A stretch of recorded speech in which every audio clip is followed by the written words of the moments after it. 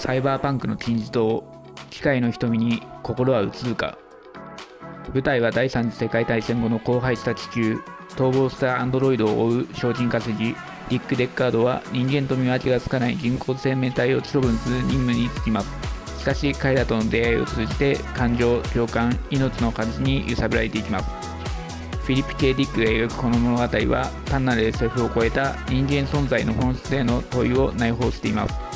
1982年にはリドリー・スコット監督によってハリソン・フォード主演の映画ブレードランナーとして映画化、サイバーパンクの金字塔となりました。読めば読むほど深まる思索と感情の迷宮へと誘う一冊です。